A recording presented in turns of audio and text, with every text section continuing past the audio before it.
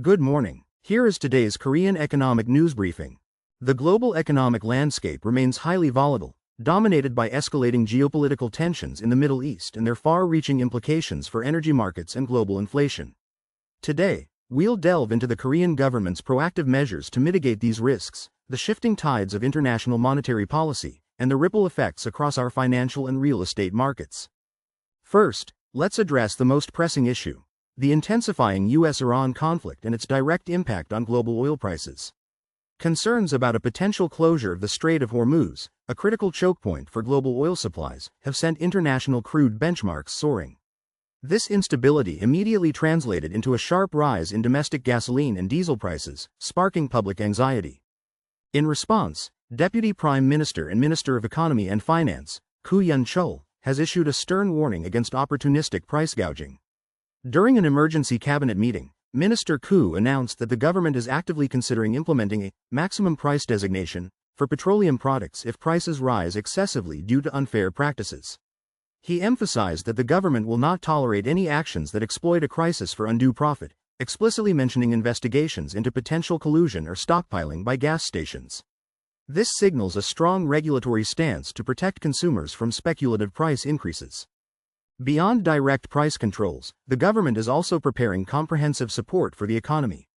A significant 20.3 trillion won in financial and tax support will be channeled to export-oriented small and medium-sized enterprises, SMEs, to help them cope with potential logistics disruptions and increased costs stemming from the Middle East situation. Furthermore, contingency plans are being activated to ensure the safety of Korean seafarers and maintain logistics stability, particularly concerning maritime routes through the Strait of Hormuz. These measures underscore the government's determination to stabilize the domestic market and cushion businesses against external shocks. Shifting our focus to the global macroeconomic environment, the United States is facing a complex economic dilemma, largely influenced by rising oil prices and a mixed employment picture. The Federal Reserve's latest Beige Book indicated an increase in regions experiencing slowing economic growth, alongside persistent inflationary pressures. This sentiment was further complicated by the release of the February U.S. employment data, which showed the unemployment rate ticking up to 4.4% from 4.3%, slightly above market expectations. This combination of rising energy costs and softening labor markets has reignited fears of stagflation, a troubling scenario of high inflation coupled with stagnant growth. This evolving situation is causing significant recalibrations in the market's expectations for the Federal Reserve's monetary policy. Analysts are noting the Fed's growing dilemma: whether to adopt a more accommodative stance to address the slowing employment or maintain its hawkish rhetoric to curb inflation expectations, potentially even hinting at further rate hikes. The CME Fed Watch tool now shows a significantly reduced probability of a 0.25 percentage point interest rate cut at the June Federal Open Market Committee, or FOMC, meeting. This probability has fallen dramatically from 75% a month ago to around 32 to 35%. Indicating that markets are now anticipating delayed rate cuts. This shift is also reflected in the continuous rise in U.S. Treasury bond yields over recent days, as investors price in higher for longer interest rates and renewed inflation concerns. These global uncertainties are having a tangible impact on Korean financial markets. Yesterday, the Kospi index saw a significant intraday drop, falling by as much as 3%, eventually closing down 1.66% at 5,491.02. as investor sentiment soured over the protracted U.S.-Iran conflict. Major blue-chip stocks like Samsung Electronics and SK Hynix also experienced declines. The $1 exchange rate, a key indicator of market stability, rose sharply, opening at 1,479 won per dollar, reflecting a weaker won amidst geopolitical risks and a stronger dollar. While the KOSDAQ showed some resilience, these movements highlight the heightened volatility and risk aversion prevailing in the market. Local saving banks are even responding by raising deposit rates in an effort to attract customers away from the more turbulent stock market. Domestically, inflation remains a key area of government focus. Korea's Consumer Price Index, CPI, rose 2.0% in February, a figure that the government is closely monitoring. Vice Minister of Economy and Finance, Lee Hung-il, stated that the government will continue to focus on stabilizing food prices and managing the volatility of oil prices, recognizing their direct impact on household budgets.